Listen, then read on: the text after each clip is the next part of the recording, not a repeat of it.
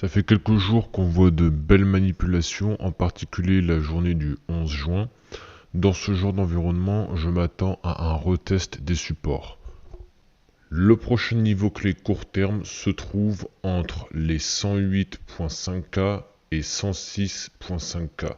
Le plus important reste que le Bitcoin clôture la semaine avec force. Il ne faut pas de ravalement ou de sell-off.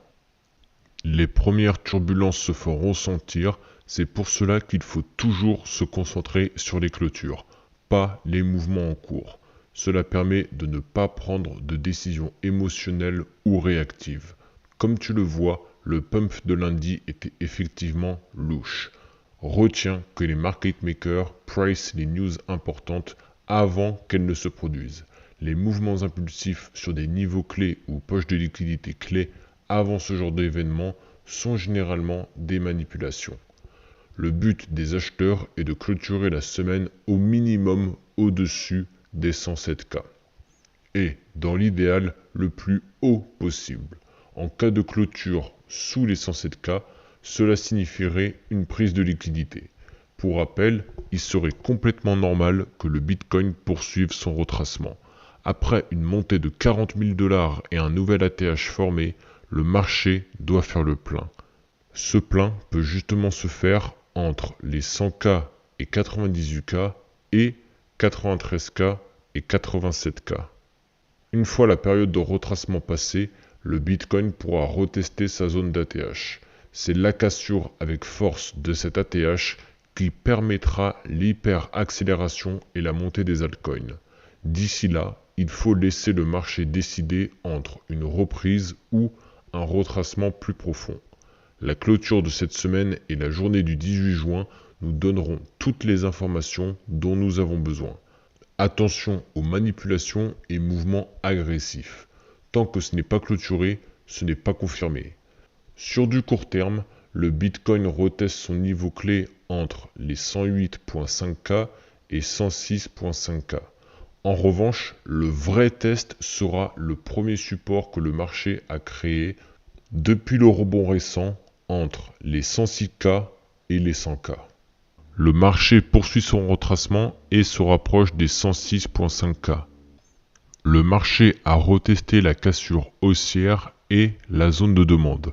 En parallèle, cela a permis de combler entièrement le support entre les 108.5K et les 106.5K.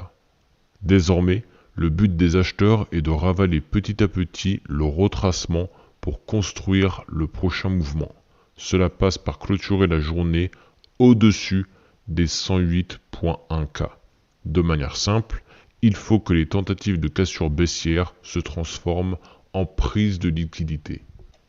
Il y a eu un beau ravalement du BTC, c'est pour cela qu'il faut toujours attendre la clôture. Le Bitcoin reteste son niveau clé court terme entre les 106K et les 100K. Il s'agit du dernier support avant un retracement plus profond vers le niveau clé moyen terme entre les 100K et les 98K. Pour rappel, il est très important que le marché clôture la semaine au-dessus des 107K. Comme prévu, les mouvements impulsifs avant une news importante sont louches. Il faut toujours avoir en tête que les market makers, gros portefeuilles ou initiés entrent ou sortent avant l'annonce officielle. Et pour avoir la contrepartie des sommes investies, ils doivent provoquer des pièges pour induire la masse en erreur. Et quoi de mieux qu'un pump en cours pour faire FOMO les investisseurs impatients qui ont peur de rater la hausse? Et de la même manière, lorsqu'ils veulent entrer à l'achat, quoi de mieux qu'un dump rapide et violent pour faire vendre la masse? Désormais, le Bitcoin a pour l'instant ravalé sa tentative de continuation haussière. Le but des acheteurs était de clôturer la semaine au-dessus des 107K. En cas de signe de faiblesse confirmé, cela indiquerait un besoin de faire le plein sur le support entre les 100K et les 98K.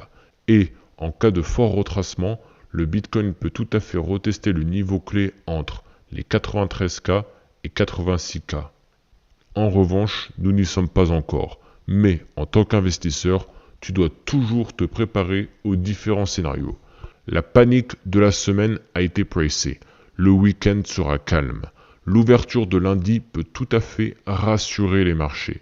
Dans un scénario haussier, nous venons d'assister au sell the news de la décision de la Fed. Il est en revanche trop tôt pour se projeter. La clôture de cette semaine sera très importante. Les acheteurs doivent réussir à terminer la semaine au-dessus des 107K. En cas de cassure des 100K, l'idéal serait un ravalement rapide pour confirmer une prise de liquidité. Juin tient ses promesses de manipulation. Le marché tente de provoquer un ravalement, c'est un très bon signe. L'idéal serait de transformer la tentative de cassure baissière en prise de liquidité. Cela passe par une clôture journalière au-dessus des 105.7K. Pour rappel, le Bitcoin travaille actuellement le support entre les 106K et les 100K. En cas de rebond, la prochaine résistance sera entre les 108K et 106.5K.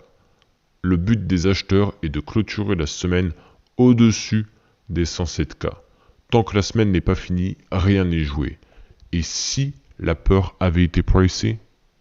Le Bitcoin est toujours dans l'attente d'un signe de force ou rejet pour respirer. Avec la situation géopolitique et la décision de la Fed mercredi, l'incertitude l'emporte. Je laisse passer le week-end avant de faire la mise à jour du marché. Le stand-by fut la bonne action à faire. Il faut toujours différencier d'acheter parce que les prix sont bas ou parce que le marché montre des indications de retournement claires. Dans ce genre d'environnement, le second choix est à favoriser. Je passe maintenant sur l'Ethereum où le marché a atteint sa cible ou son niveau clé à 2857 $. Désormais, une clôture hebdo sous les 2680 $ indiquerait un signe de faiblesse. Pour rappel, un retracement dans la zone des 2300 $ et 1900 $ serait complètement normal et sain. En cas de continuation haussière, la prochaine résistance est à 2920 $. Nous sommes clairement dans un timing clé. Si le Bitcoin confirme ses signes de force, cela permettrait une respiration de l'ensemble du marché. Sinon, une prise de liquidité ou retest des supports serait nécessaire pour faire le plein.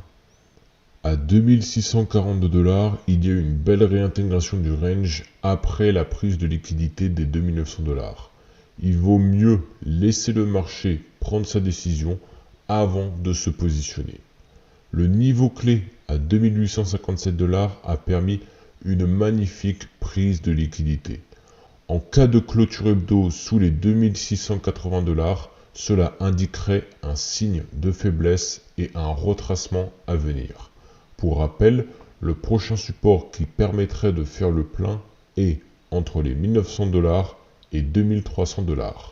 La clôture de cette semaine sera très importante car elle permettra d'avoir une idée de la réaction du marché à l'annonce de la Fed.